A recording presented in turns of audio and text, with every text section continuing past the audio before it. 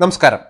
ടാറ്റയും ബിർളയും 91-ലെ സാമ്പത്തിക ഉദാരീകരണത്തിന് മുൻപ് Indian business ലോകത്തെ നിയന്ത്രിച്ചിരുന്നത് ഈ രണ്ട് ഗ്രൂപ്പുകളായിരുന്നു. കുത്തകകൾ എന്നതിനും കോടീശ്വരന്മാർ എന്നതിനുമൊക്കെ പര്യായമായി മലയാളികൾ വരെ ഉപയോഗിച്ചിരുന്ന പദങ്ങളായിരുന്നു ഇവ. പക്ഷേ കാലക്രമേണ ഇവരുടെ പ്രതാപത്തിന്റെ പകിട്ട് കുറയുകയായിരുന്നു. അംബാനി അദാനി യുഗത്തിന് ശേഷം നഷ്ടമായ പ്രതാപം തിരിച്ചുപിടിക്കാനുള്ള ശ്രമത്തിലാണ് ടാറ്റയും ബിർളയും ഇപ്പോൾ. BSNLുമായി സഹകരിച്ച് ടാറ്റ ടെലികോം വിപണിയിൽ ഇറങ്ങുന്നത് ഒരു ഉദാഹരണം. അതുപോലെ ബിർളയും. അവർ ഇപ്പോൾ ജ്വല്ലറി മേഖലയിലേക്ക് കൂടി കടന്നിരിക്കുകയാണ്. സിമന്റ് അടക്കമുള്ള തങ്ങളുടെ പരമ്പരാഗത മേഖലകളിലും ബിർള നിക്ഷേപം വർദ്ധിപ്പിക്കുകയാണ്. പഴയതിനേക്കാൾ മികച്ച രീതിയിൽ അവരുടെ പ്രതാപം തിരിച്ചുപിടിക്കാൻ ഒരുങ്ങുന്ന ടാറ്റയുടെയും ബിർളയുടെയും കഥകളാണ് ന്യൂസ് ഇൻഡെപ്തിലേക്ക്.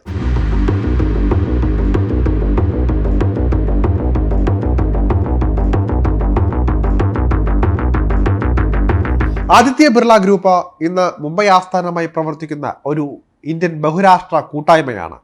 ലോഹങ്ങൾ, സിമന്റ്, ഫാഷൻ, റീറ്റെയിൽ, സാമ്പത്തിക സേവനങ്ങൾ, ഫൈബർ, തുണിത്തരങ്ങൾ, രാസവസ്തുക്കൾ, റിയൽ എസ്റ്റേറ്റ്, ഖനനം, വിനോദം തുടങ്ങിയ വിവിധ മേഖലകളിലായി 36 രാജ്യങ്ങളിൽ സാന്നിധ്യമുള്ള കമ്പനി. $75 ബില്യൺ വാർഷിക വരുമാനം. 1 ബില്യൺ 100 കോടിയാണെന്ന് ഓർക്കേണ്ടതുണ്ട്. അൾട്രാടെക് സിമന്റ്, ഹിഡാൽകോ, നൊവെലിസ്, ഗ്രാസിം, അതുപോലെ തന്നെ Aditya Birla capital, Aditya Birla fashion and retail, Vodafone idea എന്നിവയാണ് ബിർള ഗ്രൂപ്പിന്റെ പ്രമുഖ സ്ഥാപനങ്ങൾ.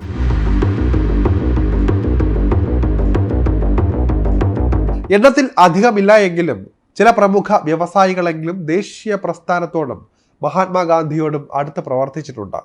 അവരിൽ പ്രമുഖരാണ് വ്യവസായ പ്രമുഖരായ ഘനശ്യാം ദാസ് ബിർള, ബജാജ് ഗ്രൂപ്പിന്റെ സ്ഥാപകൻ കൂടിയായ ജമുനാലാൽ ബജാജ് തുടങ്ങിയവർ. ഇന്ത്യക്ക് സ്വാതന്ത്ര്യം കിട്ടിയപ്പോഴും രാജ്യത്തെ പുനർനിർമ്മിക്കുക എന്ന വലിയ ദൗത്യം കൂടി ടാറ്റയും ബിർളയും ചേർന്ന് ഏറ്റെടുത്തു. ഇന്ത്യയെ വ്യവസായവൽക്കരിക്കാൻ ഇരുവരും ചേർന്നുണ്ടാക്കിയ ബോംബെ പ്ലാൻ പ്രസിദ്ധമാണ്. ടാറ്റ 150 വർഷത്തിലേറെയായി ഇവിടെയുണ്ട്. എന്നിട്ടും അംബാനിയും അദാനിയും എന്തുകൊണ്ട് നിങ്ങളെ വെട്ടിച്ചു വളർന്നു എന്ന ചോദ്യത്തിന് രത്തൻ ടാറ്റ ഈയിടെ പറഞ്ഞ ഒരു മറുപടി ഉണ്ടായിരുന്നു. ലാഭം മാത്രം നോക്കുന്ന ഒരു വ്യവസായ ഗ്രൂപ്പല്ല ഞങ്ങളുടേത്. ഇന്ത്യയെ പുനർനിർമ്മിക്കുക എന്ന വലിയ ദൗത്യം കൂടി ഞങ്ങൾക്കുണ്ട്. ഇതിന് സമാനമാണ് ബിർള ഗ്രൂപ്പിൻ്റെയും കഥ. മഹാത്മാഗാന്ധിക്ക് വരെ എല്ലാ പിന്തുണയും നൽകി സ്വാതന്ത്ര്യ സമരത്തിൽ അടക്കം വലിയ പങ്ക് വഹിച്ച ഇന്ത്യയുടെ സാമ്പത്തിക വളർച്ച ലക്ഷ്യമിട്ട് പ്രവർത്തിച്ച ഒരു ഗ്രൂപ്പ് തന്നെയാണ് ബിർളയും. ചില കമ്മ്യൂണിസ്റ്റുകാരുടെ ലേഖനങ്ങളിൽ പറയുന്നത് പോലെ വെറും കുത്തക മൂരാച്ചി ബൂർഷകളല്ല അവർ.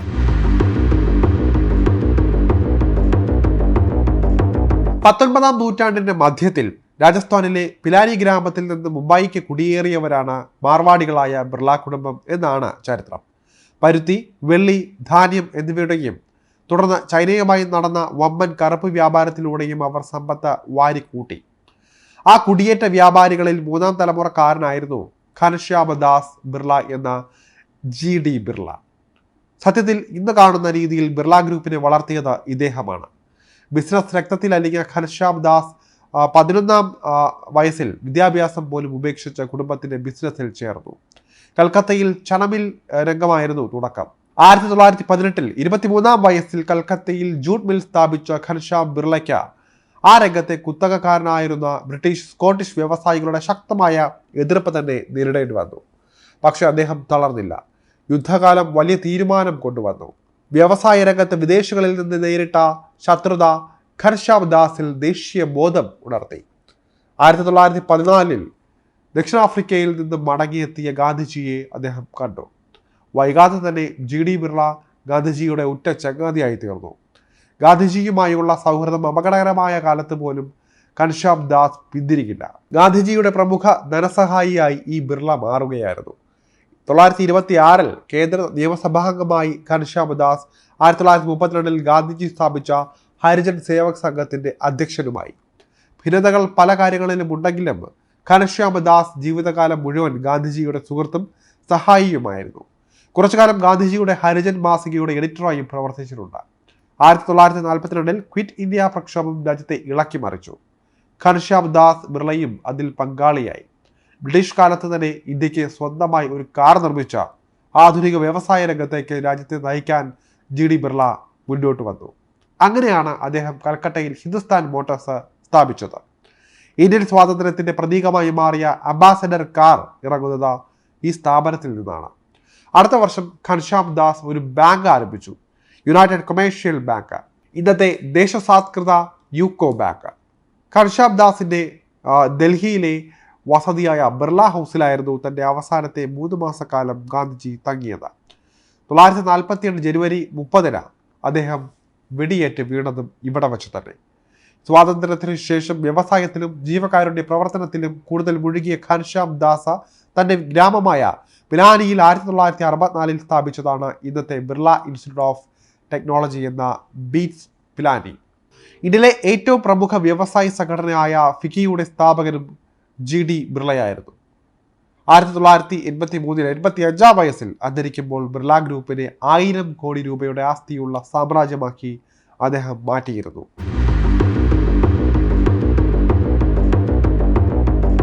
വിദേശ രാജ്യങ്ങളിലേക്ക് ബിർള ഗ്രൂപ്പിനെ എത്തിച്ച് വലിയൊരു കുതിച്ചുചാട്ടം നടത്തിയത് GD ബിർളയുടെ ചെറുമകനായ, അതായത് മകളുടെ മകനായ ആദിത്യ വിക്രം ബിർളയാണ്. വ്യവസായ പ്രമുഖരായ ബസന്ത് കുമാറിന്റെയും സരള ബിർളയുടെയും മകനായ 1943 നവംബർ 14 കൊൽക്കത്തയിലാണ് ആദിത്യ ജനിച്ചത്. കൊൽക്കത്തയിലെ സെന്റ് സേവിയേഴ്സ് കോളേജിൽ പഠിച്ച ശേഷം മസാച്യൂസെറ്റ്സ് ഇൻസ്റ്റിറ്റ്യൂട്ട് ഓഫ് ടെക്നോളജിയിൽ കെമിക്കൽ എഞ്ചിനീയറിംഗിൽ ബിരുദം നേടി. 1965 ഇന്ത്യയിൽ തിരിച്ചെത്തിയ ആദിത്യ ബിർള ടെക്സ്റ്റൈൽസ് ബിസിനസ്സിലാണ് ആദ്യം ശ്രദ്ധ കേന്ദ്രീകരിച്ചത്. മുത്തച്ഛൻ GD ബിർളയുടെ പിന്തുണയും ഇതിനുണ്ടായിരുന്നു. കൊൽക്കത്തയിലെ ഈസ്റ്റേൺ സ്പിന്നിംഗ് മിൽസ് ആദിത്യയുടെ നേതൃത്വത്തിൽ അതിവേഗം വളർന്നു. ബിർള ഗ്രൂപ്പിന്റെ നഷ്ടത്തിലുള്ള റയോണിന്റെയും തുണിത്തരങ്ങളുടെയും ബിസിനസ് വീണ്ടും ട്രാക്കിലാക്കിയത് അദ്ദേഹത്തിന്റെ കാലത്താണ്. ഇക്കാലത്താണ് കോഴിക്കോട് മാവൂരിലും ഗ്രാസിം എത്തുന്നത്. 1949 ബിർള ഗ്രൂപ്പിന്റെ ആദ്യത്തെ വിദേശ കമ്പനിയായ ഇൻഡോതായ് സിന്തറ്റിക്സ് കമ്പനി ലിമിറ്റഡ് ആരംഭിച്ചു.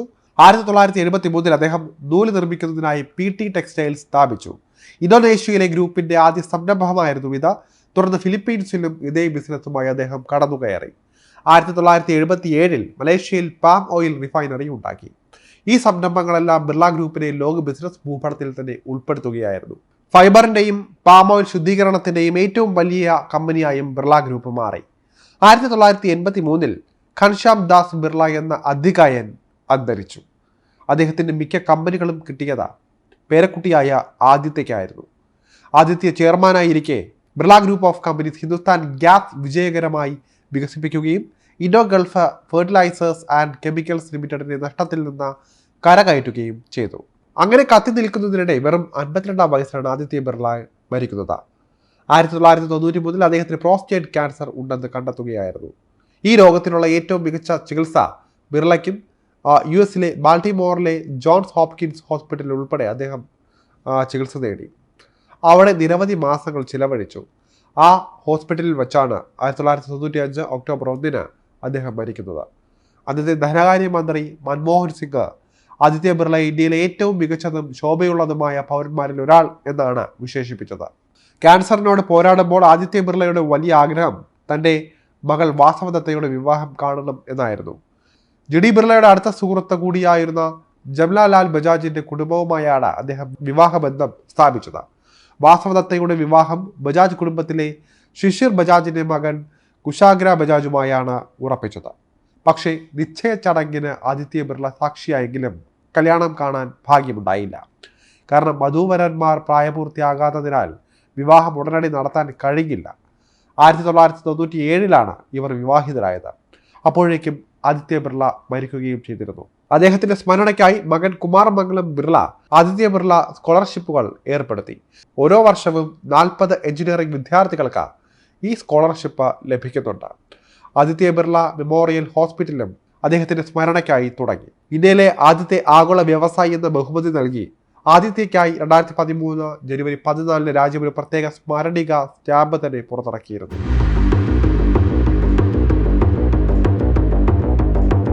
പിതാവ് ആദിത്യ വിക്രം ബിർളയുടെ മരണത്തെ തുടർന്ന് 1995 28-ാം വയസ്സിൽ ബിർള ഗ്രൂപ്പിന്റെ ചെയർമാനായി മകൻ കുമാർ മംഗലം ബിർള ചുമതലയേറ്റു.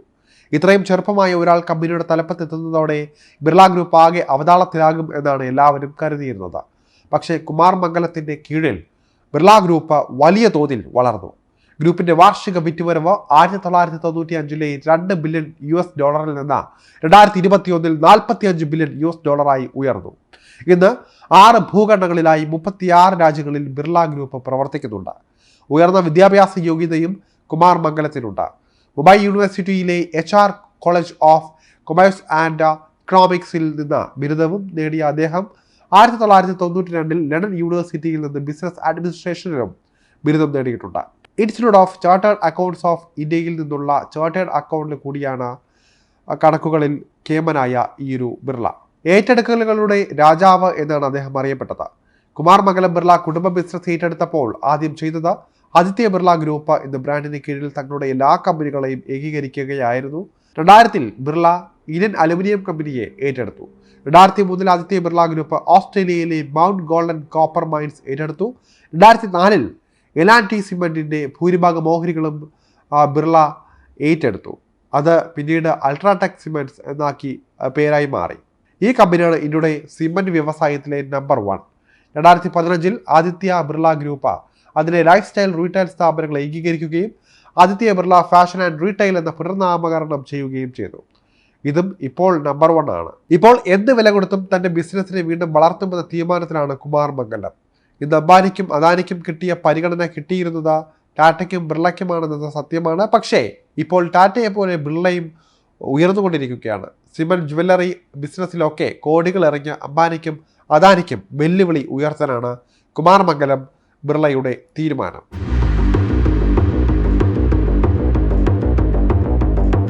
ഇപ്പോൾ രാജ്യത്തെ ഏറ്റവും ശക്തമായ മത്സരം നടക്കുന്ന മേഖല സിമന്റ്സ് ആണ്.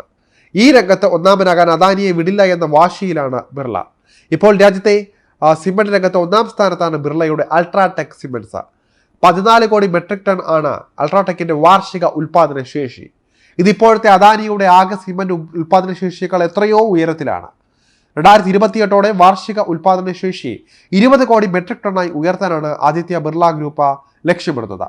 ഇതിനായി പുതിയ സിമന്റ് കമ്പനികളെ ഏറ്റെടുത്ത് 1ാം സ്ഥാനം നിലനിർത്താനാണ് നീക്കം. കഴിഞ്ഞ മാസം കമ്പനിയുടെ 23% ഓഹരിയാണ് കുമാർ മംഗലം ബിർള വാങ്ങിയത്.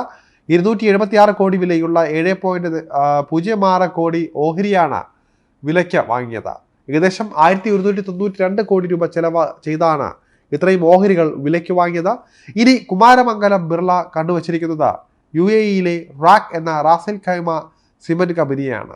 കമ്പനിയുടെ 25% വരുന്ന ഓഹരികൾ 12 കോടി രൂപയ്ക്ക് കൊടുത്ത വിലയ്ക്ക് വാങ്ങാനുള്ള നടപടി തുടങ്ങിക്കഴിഞ്ഞു. അൾട്രാടെക് സിമന്റിന്റെ മിഡിൽ ഈസ്റ്റ് യൂണിയനാണ് ഏറ്റെടുക്കലിന്റെ ചുമതല നൽകിയിരിക്കുന്നത്.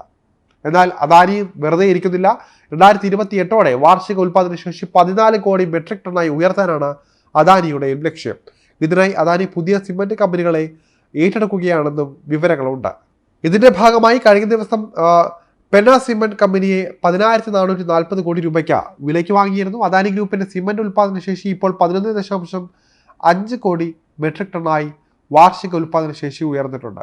പക്ഷെ അപ്പോഴും ബിർളയുടെ അൾട്രാടെക്കിനേക്കാൾ 3.5 കോടി മെട്രിക് ടൺ ശേഷി കുറവാണ് അദാനിക്ക് ഉള്ളത് എന്നതും പ്രത്യേകം ശ്രദ്ധിക്കണം. ഇപ്പോൾ അദാനി തങ്ങളുടെ കീഴിലുള്ള എല്ലാ സിമന്റ് കമ്പനികളെയും ഒന്നാക്കി മാറ്റാനുള്ള ശ്രമത്തിലാണ്. പക്ഷേ എന്നാലും സിമന്റ് മേഖലയിൽ തങ്ങളുടെ മേൽക്കോയ്മ വിട്ടുകൊടുക്കില്ല എന്ന തീരുമാനത്തിലാണ് ബിർള.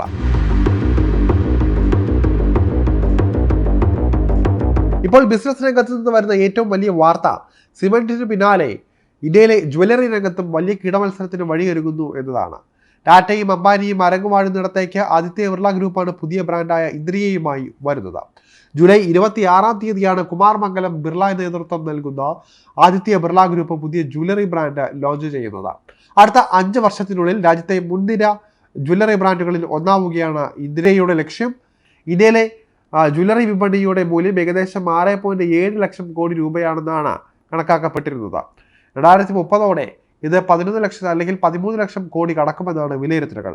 ഇക്കഴിഞ്ഞ കേന്ദ്ര ബജറ്റിൽ ധനമന്ത്രി നിർമ്മല സീതാരാമൻ സ്വർണത്തിനും വെള്ളിക്കും പ്ലാറ്റിനത്തിനും കസ്റ്റംസ് തീരുവയിൽ വലിയ ഇളവ് പ്രഖ്യാപിച്ചതിന് പിന്നാലെയാണ് ബിർള ഗ്രൂപ്പിന്റെ സ്വർണ്ണ വ്യാപാര മേഖലയിലേക്കുള്ള കടന്നുവരവ്. സ്വർണത്തിന്റെയും വെള്ളിയുടെയും കസ്റ്റംസ് തീരുവ 15% നിന്ന് 6%, വെള്ളിയുടേത് 6.5%വുമായാണ് കുറച്ചത്. ജ്വല്ലറി ബിസിനസ്സിൽ റീറ്റെയിൽ ശൃംഖല പടുത്തുയർത്തുന്നതിനായി 5000 കോടി രൂപയാണ് ബിർള നിക്ഷേപിക്കുന്നത്. ജ്വല്ലറി ബിസിനസ്സിലേക്ക് ചുവടുവയ്ക്കുന്നതിന് സ്വാഭാവികമായ ബിസിനസ് വികസനത്തിന്റെ ഭാഗം മാത്രമാണെന്നാണ് കമ്പനി അറിയിച്ചിരിക്കുന്നത്. ഫാഷൻ, റീറ്റെയിൽ, ലൈഫ് സ്റ്റൈൽ മേഖലകളിൽ തങ്ങൾക്ക് 20 വർഷത്തിലധികമായി ബിസിനസ് പാരമ്പര്യമുണ്ട് എന്നും ഗ്രൂപ്പ് ചൂണ്ടിക്കാട്ടുകയായിരുന്നു. തുടക്കത്തിൽ ഇന്ദിര എന്ന ബ്രാൻഡ് രാജ്യത്തെ 3 പ്രധാന നഗരങ്ങളിലാണ് ആരംഭിക്കുക. ഡൽഹി, ഇൻഡോർ, ജയ്പൂർ എന്നിവിടങ്ങളിലായി 4 സ്റ്റോറുകളാണ് തുറക്കുക. അടുത്ത 6 മാസത്തിനുള്ളിൽ 10 നഗരങ്ങളിൽ കൂടി പുതിയ സ്റ്റോറുകൾ തുറക്കും. 5000-ലധികം എക്സ്ക്ലൂസീവ് ഡിസൈനിൽ 15,000-ലധികം ആഭരണങ്ങളാണ് ഇന്ദിര എന്ന ബ്രാൻഡിന് കീഴിൽ തുടക്കത്തിൽ അണിനിരത്തുന്നത്. ബിർളയുടെ കടന്നുവരവ് കേരളത്തിന്റെ സ്വർണ്ണ കച്ചവട മേഖലയിലും വലിയ മാറ്റങ്ങൾ ഉണ്ടാക്കുമെന്നാണ് പ്രതീക്ഷിക്കുന്നത്. രാജ്യത്തെ പ്രമുഖ ജ്വല്ലറി റീറ്റെയിൽ ശൃംഖലയായ കല്യാൺ ജുവലേഴ്സിനും ജോയ ലൂക്കാസിനും മലബാർ ഗോൾഡിനും അടക്കം ഇത് വെല്ലുവിളിയായി മാറുമെന്ന് തന്നെ പ്രതീക്ഷിക്കാം. ബിസിനസ് മാഗസിനുകൾ അത്തരത്തിലാണ് എഴുതുന്നത്. എന്തായാലും ഒരു കാര്യം ഉറപ്പാണ്, അംബാനിക്കും അദാനിക്കും വെല്ലുവിളിയായി ടാറ്റയും ബിർളയും വീണ്ടും പഴയ പ്രതാപത്തിലേക്ക് മടങ്ങുകയാണ്.